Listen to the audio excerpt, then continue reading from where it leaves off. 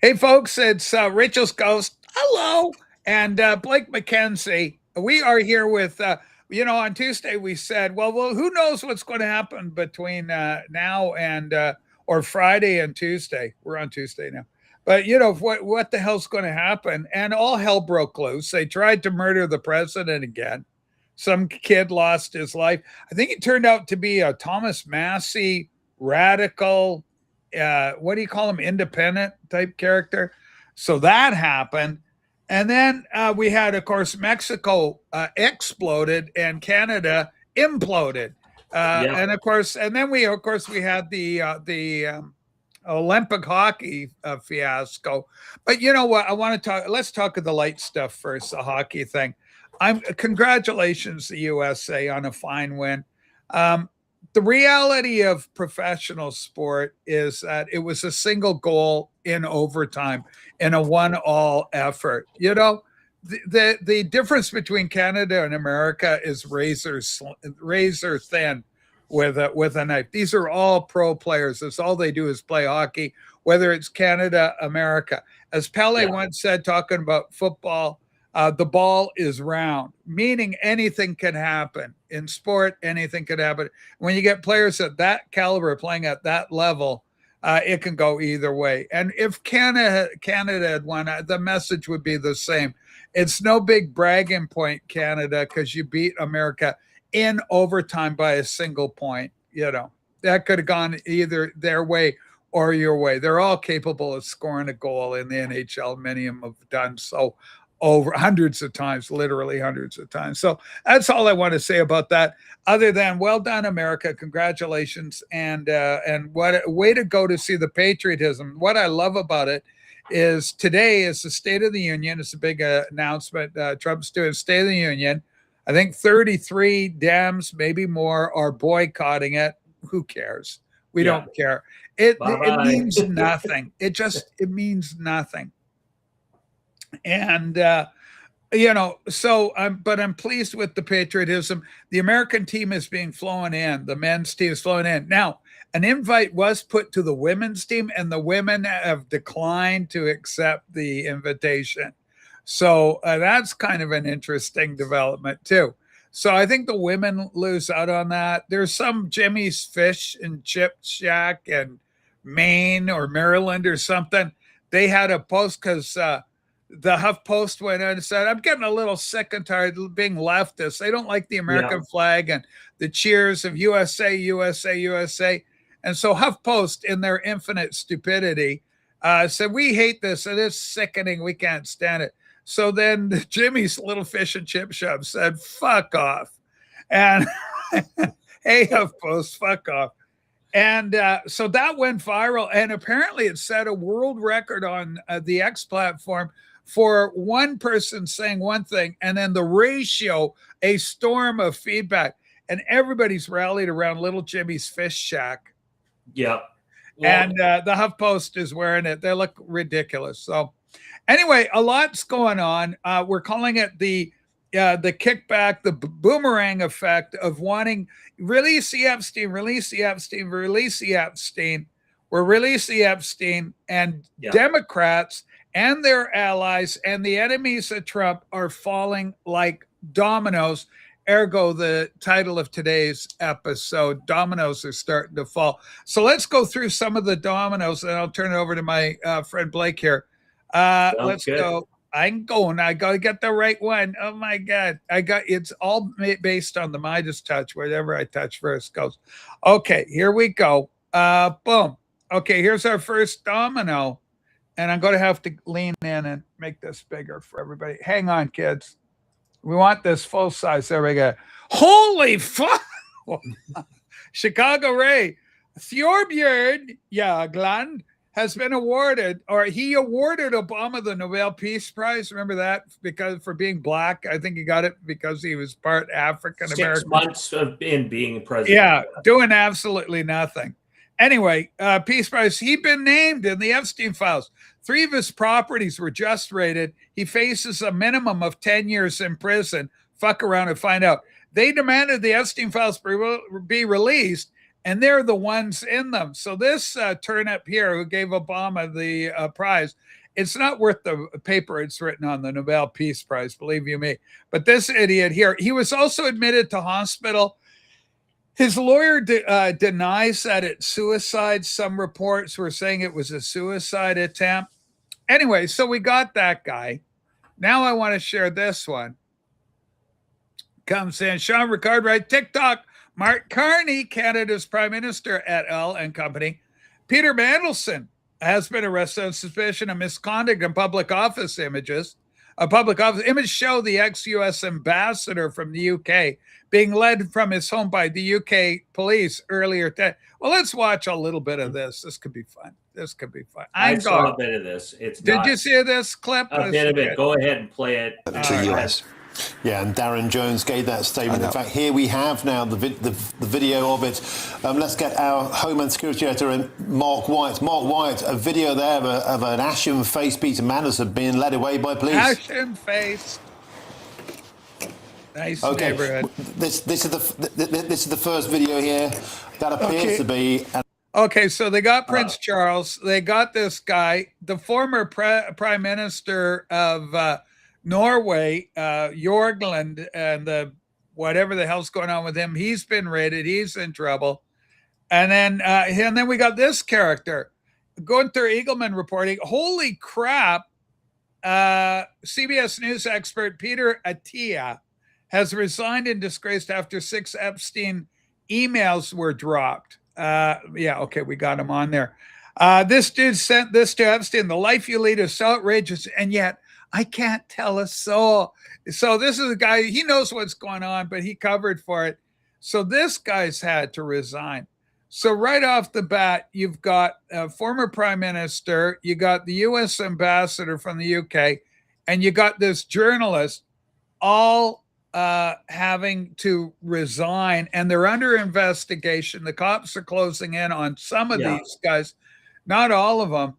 So it is really, really well. Interesting. You look at that video though of the arrest. I mean, optics, right? This is a production. I mean, this is Keir Starmer putting on a production, putting on a lightweight show, because we know people are being arrested and handcuffed in the UK for making X posts that they just don't like. Correct. This guy walks out with detectives, not handcuffed, gets put in the car. They're pleasantly looking after him. It is not the same.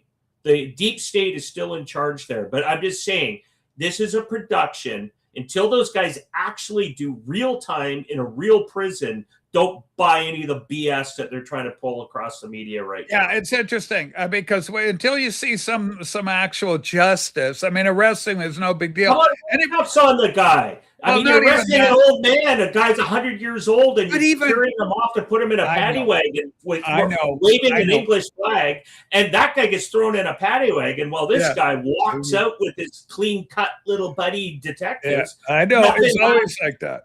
Yeah, it's always like that. They did the same thing. Like Trump was all his people handcuffed, all the rest of it, the mugshots, the perp walk, the whole bit. And we just don't see it on our side. Everything's just a lot quieter. But, it is what it is. But some very good news there. Also, but it's still good that there's heat on it and that it's not Trump. All this stuff's been thrown. Trump's dodging it like it's not going to stick. One of Trump's enemies, I forget, some organizations, a Huff or one of them, have come out and with the recycled stuff about Trump and that there's unreleased stuff from Trump, and they got him now. Yeah. And it turns out it's all the stuff from that girl who filed charges and then dropped the charges, didn't go through with it. Well, anybody can do that. Hell, I could say, Blake tried to rape me. And then the cops go, okay. And then, we're going to follow up on this. Any further comment? No, I have no interest in that. I just wanted to get the word out that he's a rapist so that the CBC would cover it. Well-known political pundit from Ghost Town Politics, Blake McKenzie, up on rape charges from his very attractive and petite co-host Rachel, rape victim. That's absolutely. Didn't laugh because what these guys did was brutal, but I just Yeah. So anyway, we got some more good news. This is hilarious. This one I love. There's two CNN. Okay, where's January? Okay, yeah, we got Canada news. We got Ukraine news. I want to put both of these together. Holy smokes! Oh my God, we got the New York Times. We got Canada. Okay, here we go. So I got two little CNN reports back to back that are kind of going to be kind of fun to watch. All right, here's the first one. Boom, there we go. And I'll have to stop this guy because he's getting too excited. He's talking about the top choices for Dem nominees. Yeah. And he's basically saying they got nothing. So what's beauty about this, Blake, is we're looking CNN. Now, the president at this point falsely reported that Newsom's not going to run, that he's canceled his run. Newsom's people are saying he has not canceled his run for the presidency in 2028, but Trump having some fun, causing a stir with a tweet or a post, more accurately, about Newsom dropping out. That has not happened. But let's see how the Dems are getting along. They're all running, and this is just a downright clown car at this point on the Democratic side. I mean, just take a look here. Top choices for the 2028 Dem-Pres nominee. You have a leader, but it's not really a clear leader. It's within the margin of error. You have Newsom at 19%. Then you have former Vice President Kamala Harris at 18%. Quite a weak number for her, given that, of course, she was the nominee last time around. Pete Buttigieg, who, of course, has run before, 13%. Alexandria Ocasio-Cortez at 12%. This is just a total clown car. It is a total mess. There is no clear front runner at this particular point on the Democratic side. Who the heck knows who the nominee is going to be in 2 years? It's been a long. Okay, so there's that little report. They're in trouble. Like, they aren't polling well at all. Well, maybe this has something to do is you're going to be the reemergence of Clinton. Hillary? I think they're laying the groundwork to put her wheels down on that. Oh, on that you runway. gotta be. She'll get crushed, man. She's poison. She's box office poison. Yeah, but not to the Democratic liberals. I mean, they love Hillary. They think she's like a goddess. All right. Yeah. Well, let's see how they get on. Now, here we go. Projections.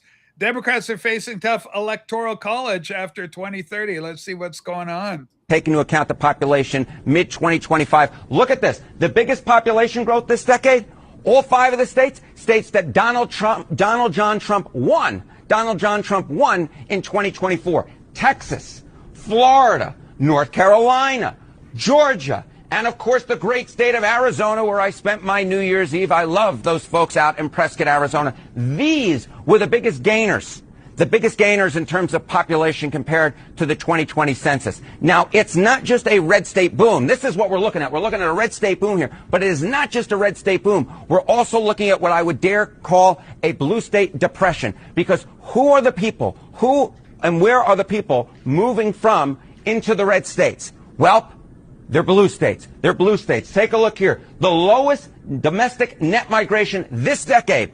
All 5 of the states that were won by Kamala Harris in 2024. Look at this. California, Harris's home state. New York, where I'm coming from right now, of course. Illinois, New Jersey, and of course the great Commonwealth of Massachusetts, which is a bastion of blue liberalism. These are the states that folks in the United States are moving away from and into the red states, which is propelling a red state boom.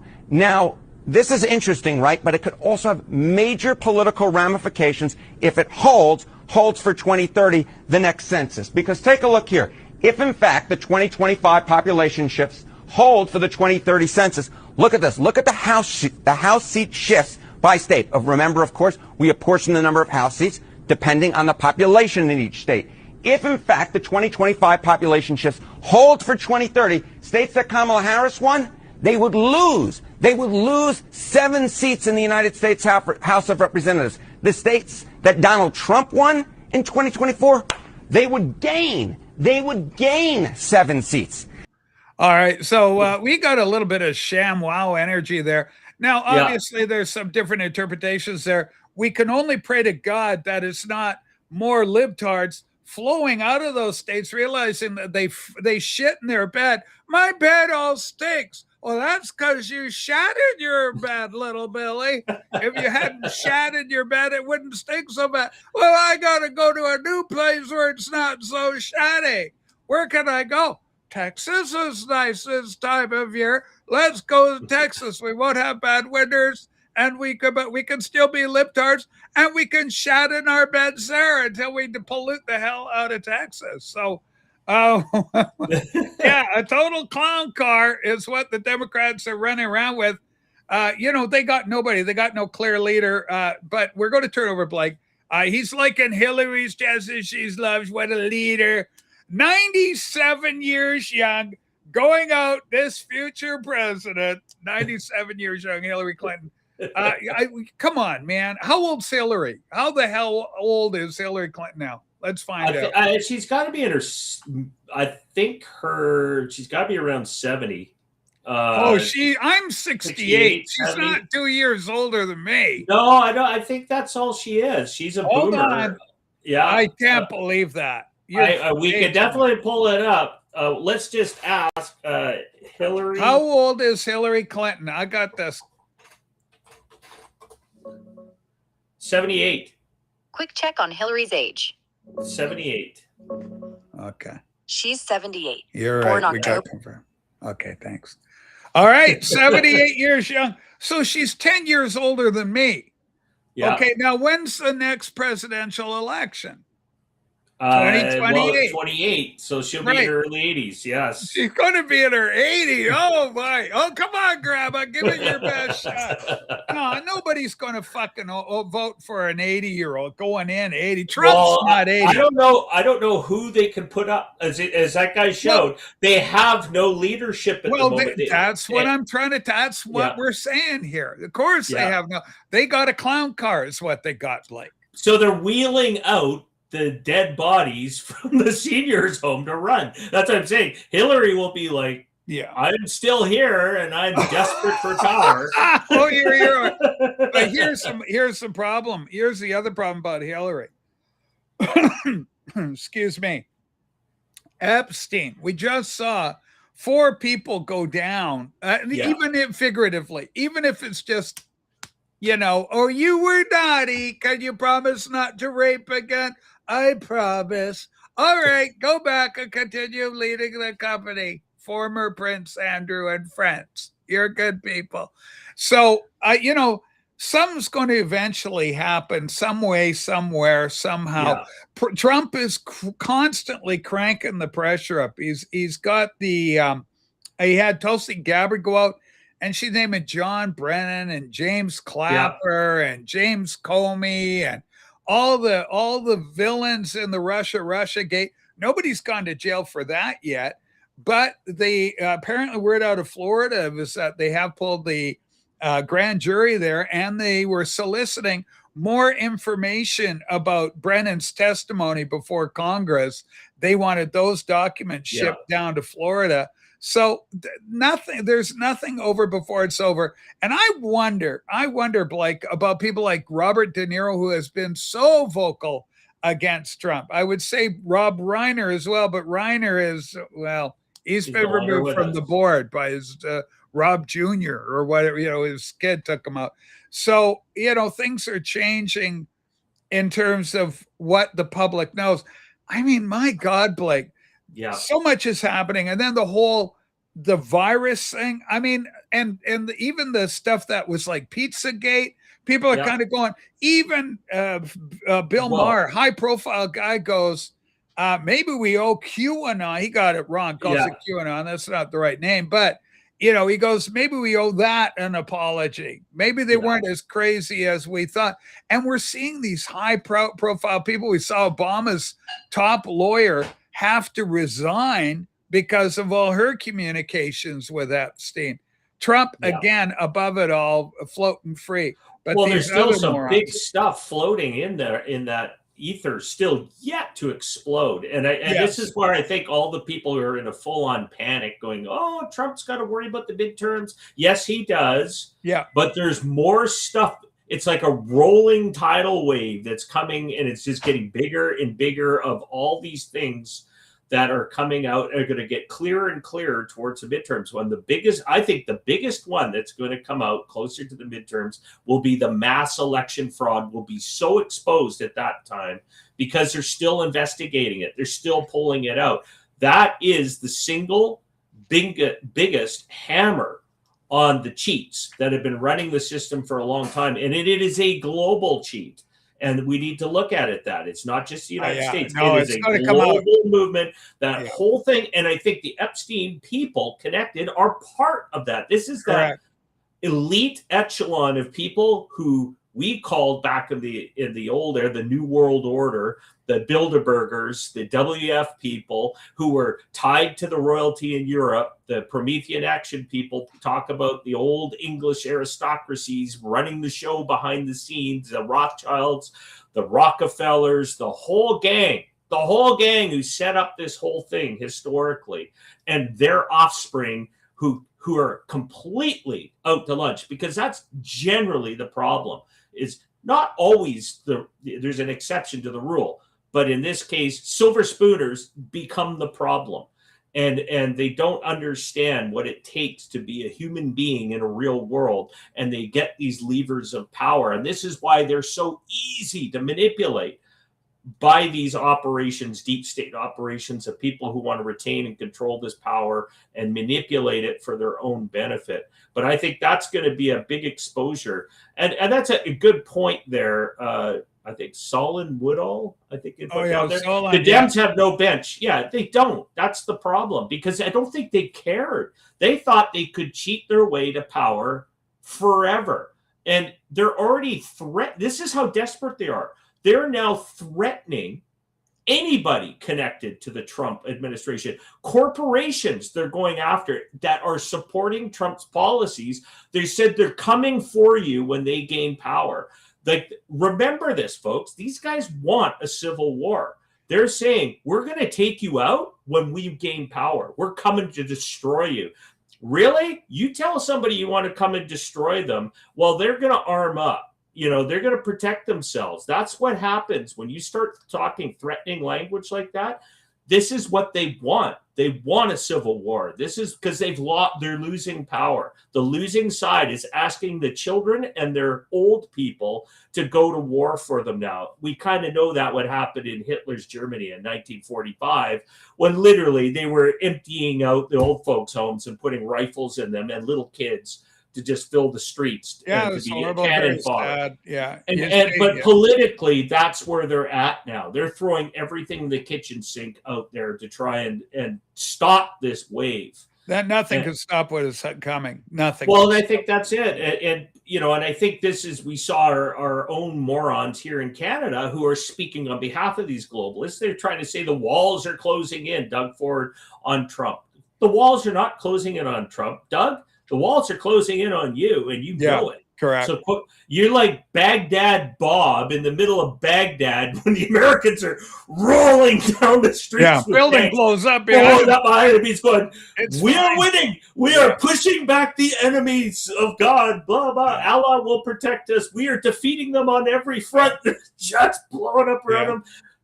They are Baghdad Bob everywhere right now. Or what do they also call him? Comical Ali. That was his other name. Yeah. But that's where it's at in this world. And people need to understand it's not one man. It's not Trump. Trump just has the guts to push this through in a leadership setting.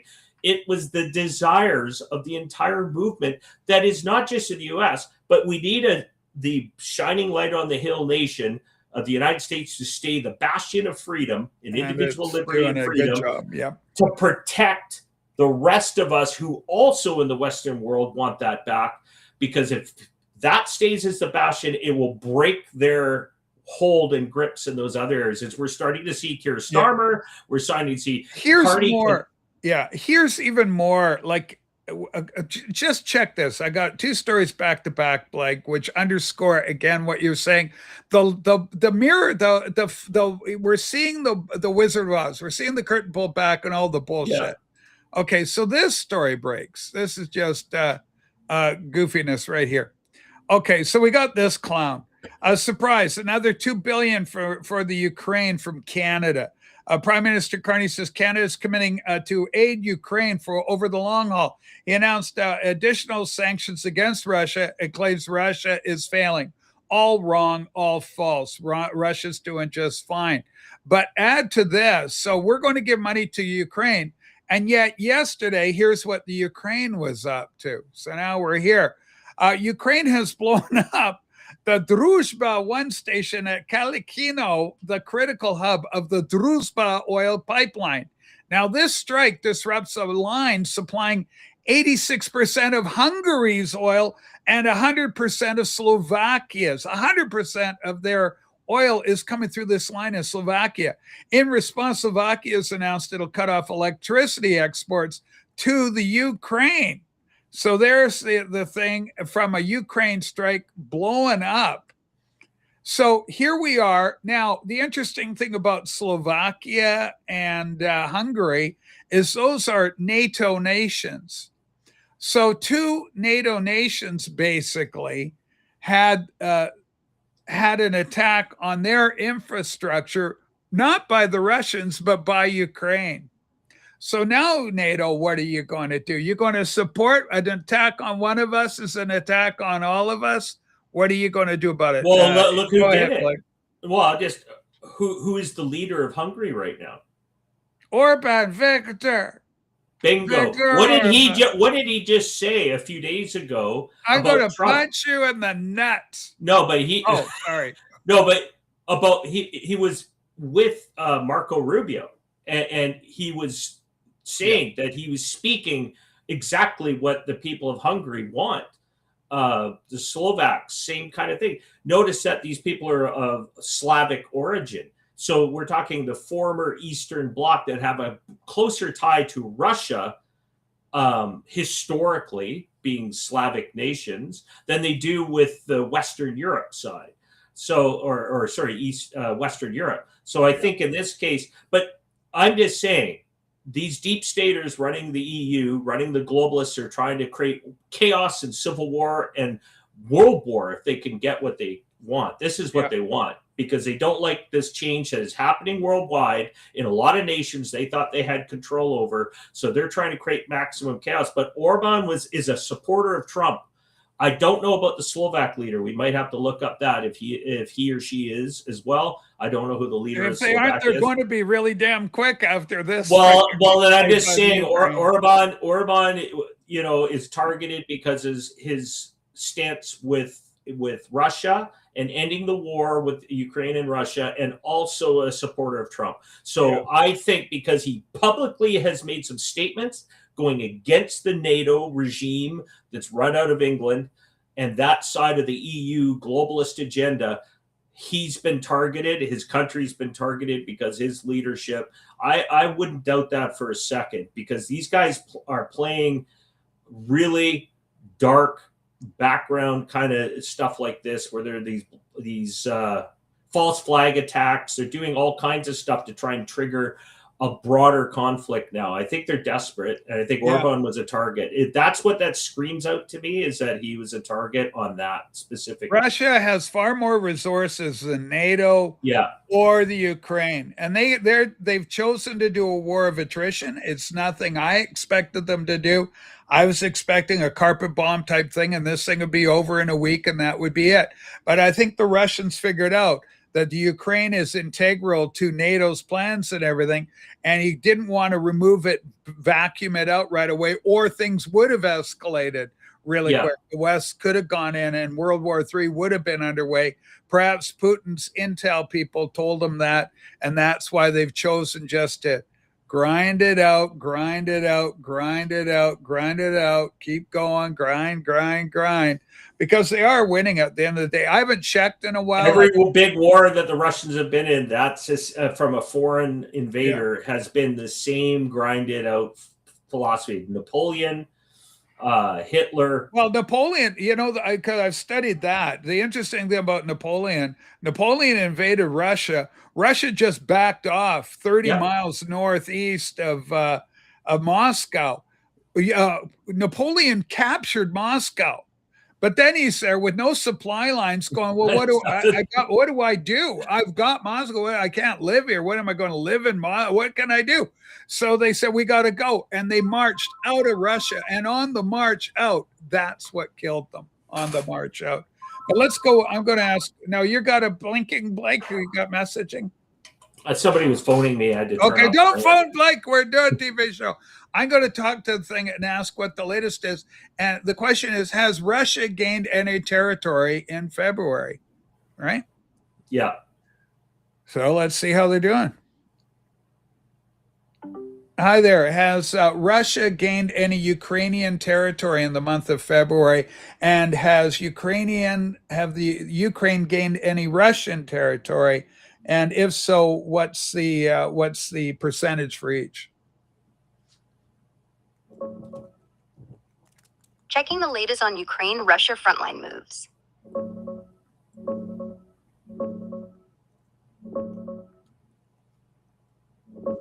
Slow thinking.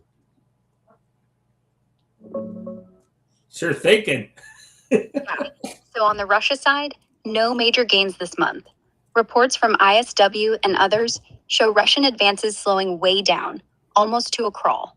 In early February, they grabbed some tiny villages, but by mid-month, it's like zero confirmed new territory.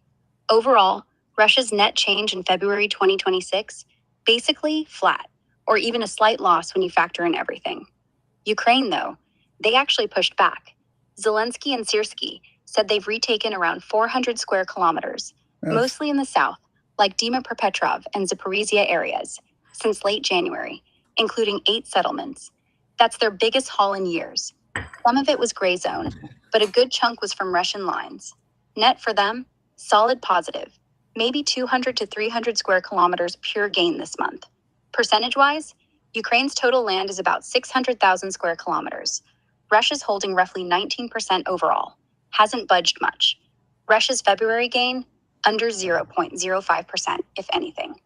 Ukraine's reclaim, around 0.05 to 0.07% back. Super incremental, but hey, momentum flipped a bit lately. But hey, come on, well, she's got to go. She's casual. Okay, so that's pretty good. I mean, as far there's no real change, but it's like it's a little bit. Ukraine's doing a little bit better, so we give them credit. But they're just holding the land they said they're going to hold. That's kind of what they're doing. They're just.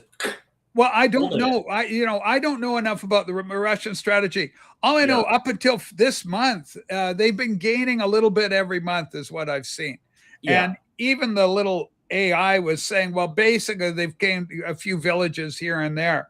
So, is there going to be another push? Who knows, right? It's winter. It's winter too. Hard to, again, it's a tough time to fight in those parts when it's cold and snowy. Yeah, winter. And it's been a good winter. I mean, like a cold winter for, I know it is in, over in the northeastern part of North America, with eastern seaboard. New York got hit bad with cold weather, and Canada, Toronto, Ontario, and all that stuff. Okay. So anyway, we just have to wait and see what's going to happen. But this attack on Slovakia, very interesting, right? And here we are supporting the Ukraine. Now, Blake, giving them more money. You and I that could go to us. Well, speaking of Canada, how are we doing? We're giving $2 billion to Ukraine. How's Canada making out? Let's take a look. Okay, GTA, that means Greater Toronto Area new home market is in free fall. Worst January on record since 1981. 269 units sold in Toronto, Greater Toronto, 36% year over year, and a brutal 80% below the 10-year average. This comes right after the 2025 worst full year ever. Blah, blah, blah. Lowest in 45 years of tracking. Condos basically dead. 85 were sold in January versus it's down 89% versus what they do on average. Inventory exploding to 20,000. It goes on and on. Tens of thousands construction jobs at risk. Housing supply stalled for years. Rates down, prices softer. Buyers still sitting it out. Demand destruction real time. This isn't a dip. It's a collapse. Wake up, Canada. Only 269 new homes sold in January, lowest in Toronto since 1981. And so what was happening in 1980, 81? We had interest rates that were pushing nearly coming out of the worst interest rate rise in a long time, 20% interest rates at that point was crazy. We got more info for us, Blake. Canada is now 100% failed state. If you can't see this, you're 100% in denial. Wealth Moose writes, at this point, the debate is over. Lowest per capita growth in the G7, highest household debt, worst food inflation, rising unemployment, capital and entrepreneurs fleeing, bottom tier productivity. It isn't nuanced, it's economic failure by the data. So if Carney's government and the Liberal Party defenders stop telling Canadians they're prosperous, the numbers will tell you otherwise. It's over to you, Paul Revere, Scheer, and the Conservatives, if you guys can do any better. Rhetoric, we're building the strongest economy in the G7. Reality, Canada's economy is on life support and country is in recession, says economists from Bloomberg. So, you know, it can't be both, right? And we better give this kid a like and a repost for his troubles. So, you know, there's another one on the Canadian economy. So we got two Canadian economy stories there where it's just Toronto as a metric for the housing market. Looks like they're in trouble.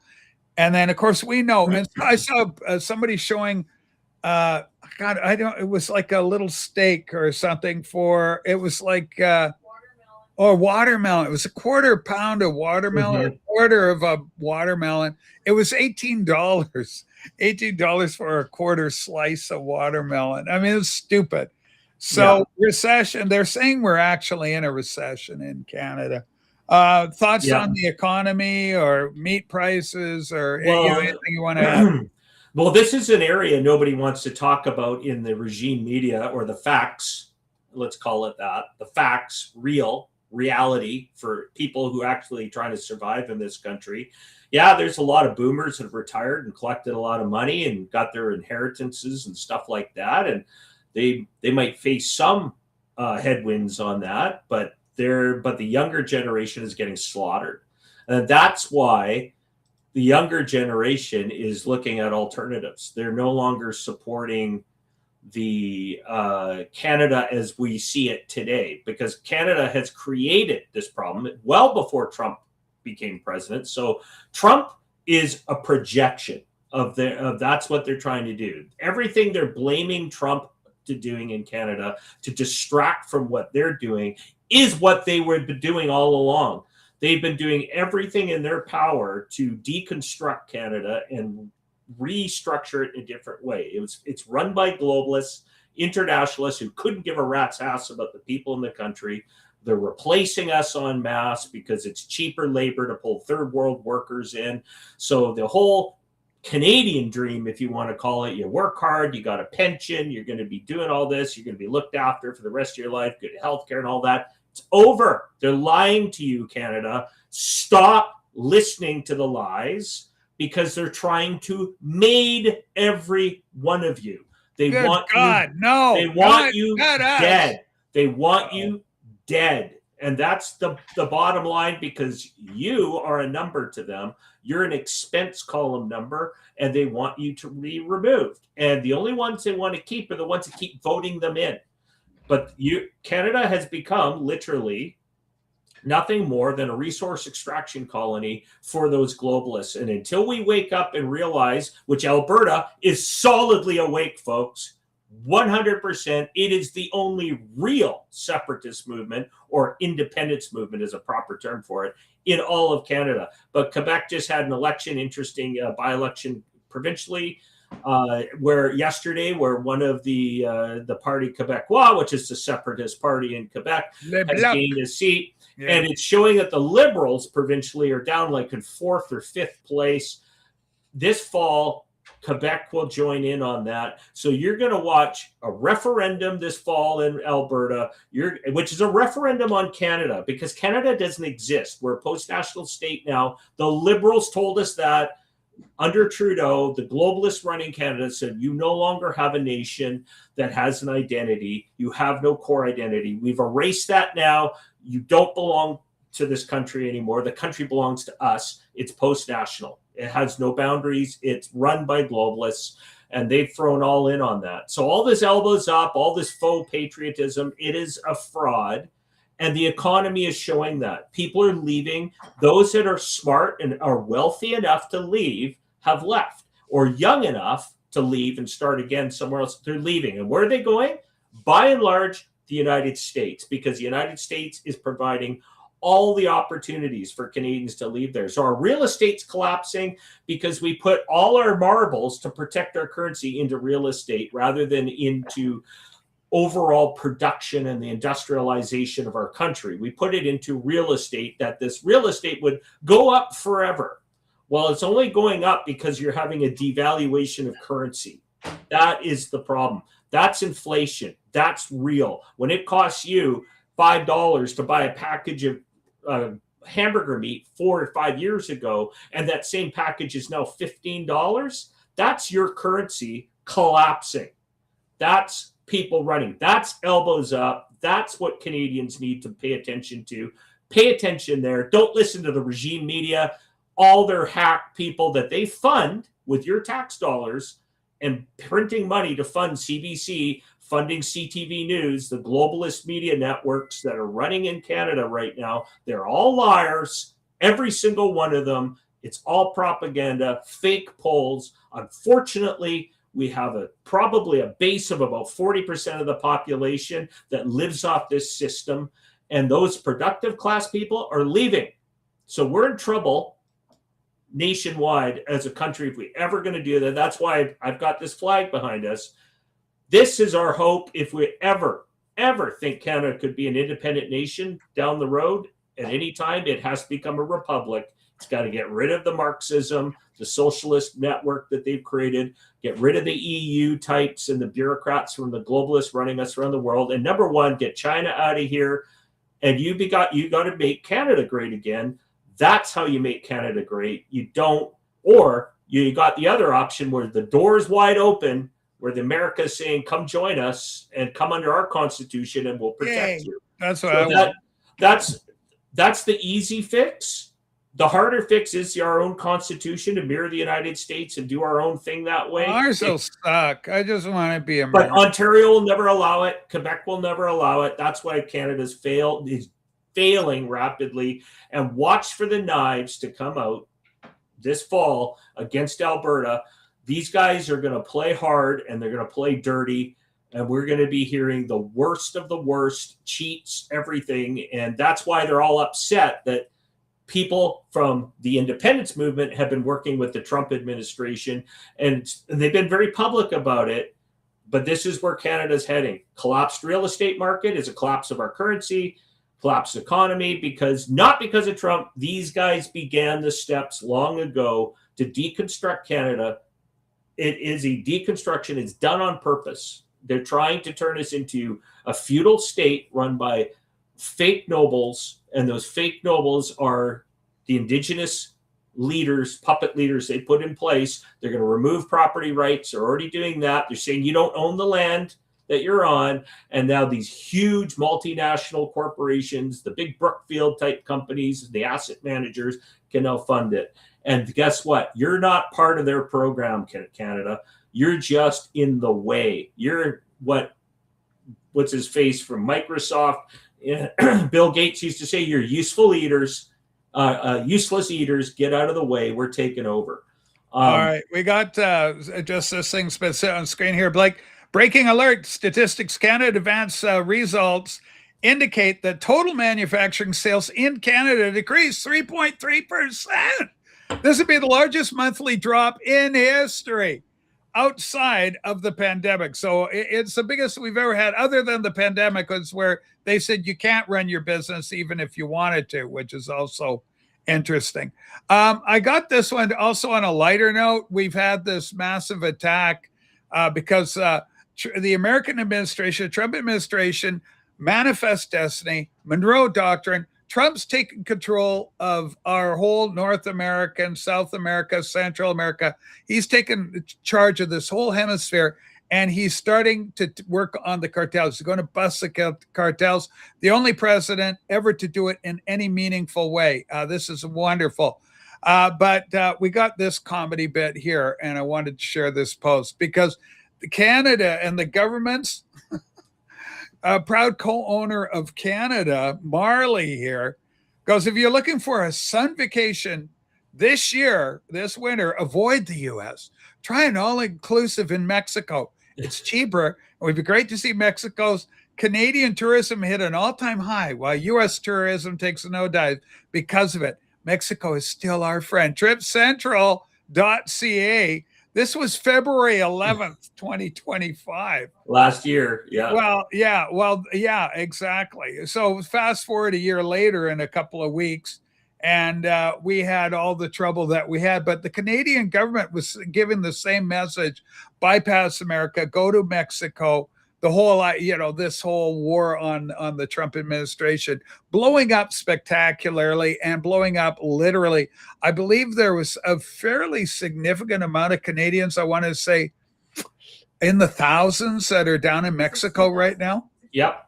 60,000 plus apparently Canadians are, and that the Canadian consulars say, you got to try and contact the council, listen to the Mexican government, bunker down if you can. Try to avoid getting raped and murdered if possible. Yeah, stay off the streets, keep your head down. Yeah, that's right. Yeah, travel to Mexico, they said. Have a great vacation there, they said. It'll be great, they said. Well, they were wrong.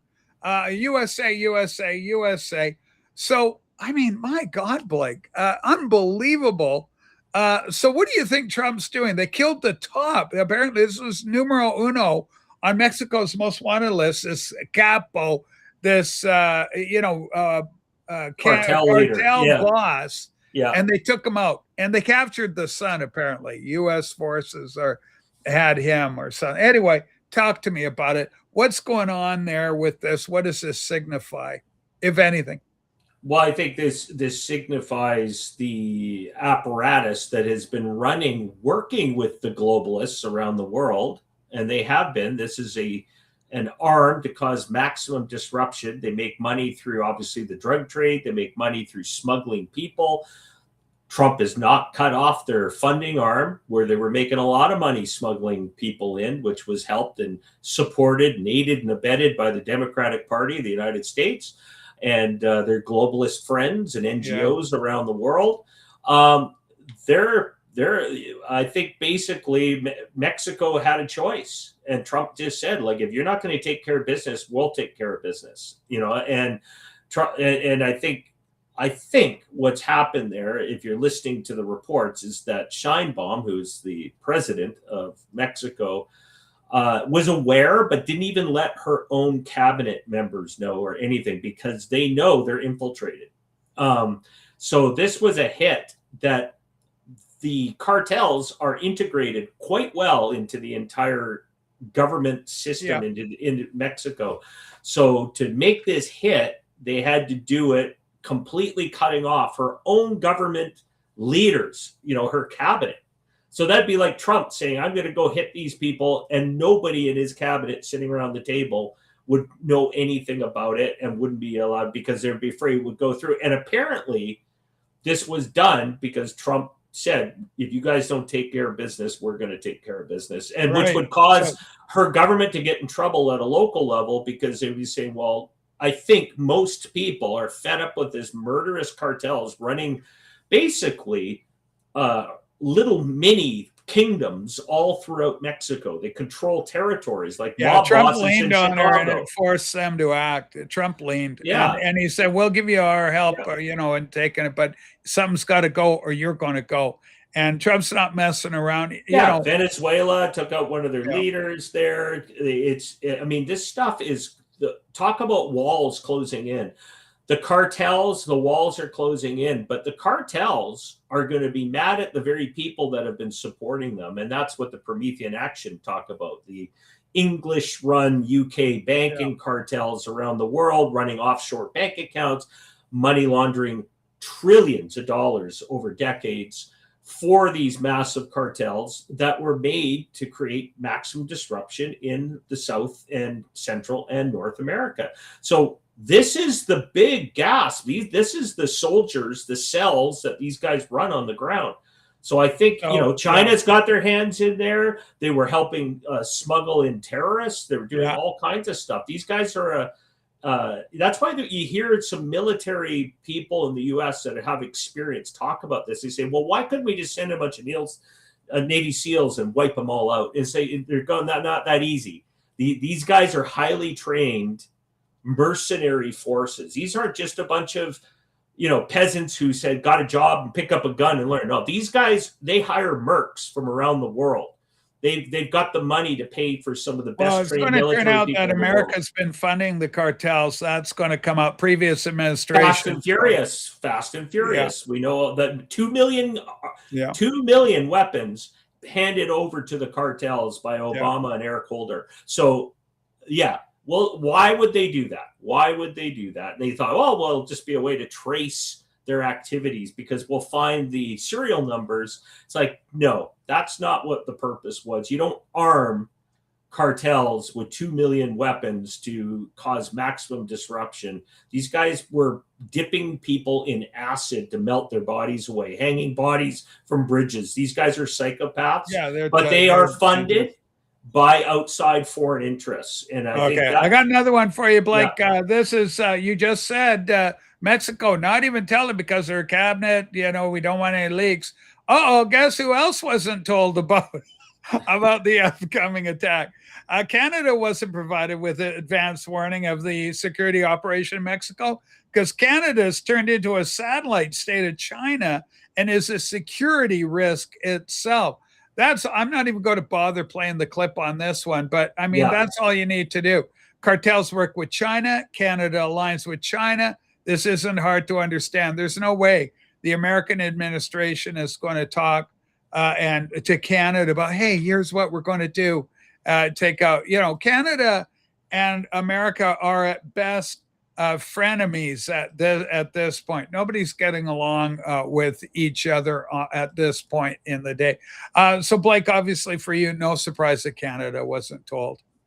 They're infected, and we're an infected nation. We know that. Even our own security entity called CSIS, the equivalent to the CIA, had warned Canadian authorities about the influence of China's foreign influence in Canada, warned that 11 MPs during the last government under Trudeau were completely compromised. We have a premier in British Columbia who's been allegedly compromised by the Chinese apparatus. So these guys are infecting every part of our society. It's way beyond 11 MPs. We know that.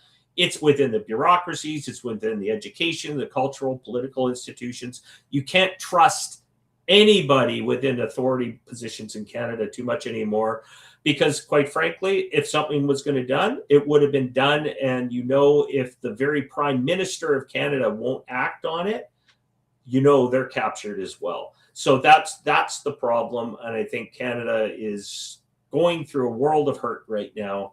And I think we're trying to find our way through a light through the darkness. Because we're surrounded in it right now. And I saw that question that the Globe and Mail put out a few days ago, and it was kind of getting ratioed, where it came out and stated that, it was like the question, it was an opinion. It was a question and, asking, what's it like having a neighbor who's become a fascist state? And my response to that was simply is that a question for the Americans about Canada? Yeah, because Canada is a fascist state. It's just soft fascism. We don't see it. If we didn't have the United States on our border, we would be a full-on fascist government where people would be rounded up by the thousands and put in the gulags. So, that's the only thing that protects Canada is the United States on its border. The culture war also continues. We're always keeping an eye on the culture wars, what's going on. The New York Times, never to disappoint, Blake. Never did point, came up with this: pedophilia, a disorder, not a crime. Ugh. So again, with all the Epstein stuff going on, the attempt to legitimize the crime of pedophilia, New York Times is fundamentally incorrect. It's not just a disorder. I would argue, sure, it's a disorder, but it is a crime. It's both. And you legitimize it. Oh, it's just a disorder. No need to penalize anybody for it. That's right. Bill, because maybe they're getting running interference for Bill Gates or any of these other people that may be named in the Epstein files at a later date, right? I mean, who's well, Canada's been down this we're way down this rabbit hole of allowing things to be legal. I mean, not even that long ago, 20 years ago or whatever it was, we had a guy decapitated on a bus in front of passengers. We did. Yeah, we did. And that guy was found not guilty for grounds of insanity. Yeah. It's still, they let him out? That guy's out walking around. Yeah, he literally decapitated a guy, and he just said he was just crazy. Well, hold on a minute. He had a mental illness. Yeah. You're going to murder somebody, you've got a mental illness. If you're going to decapitate somebody, you've got a mental illness. But it doesn't excuse the behavior. And that's the problem. As you said, it's still a crime. It is a crime. You don't try and soften the blow and say, well, this guy likes to have the little girls around him and little boys around him because, it's just an illness. Don't mind him, doing his thing.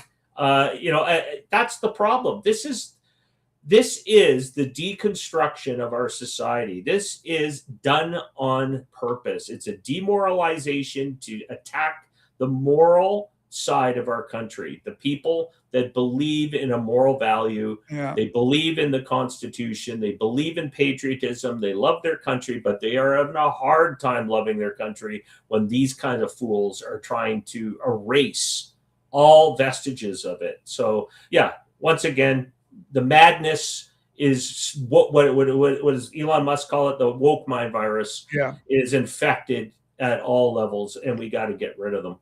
Yeah, and ladies and gentlemen, a reminder today: the President's State of the Union. It's got to be must watching.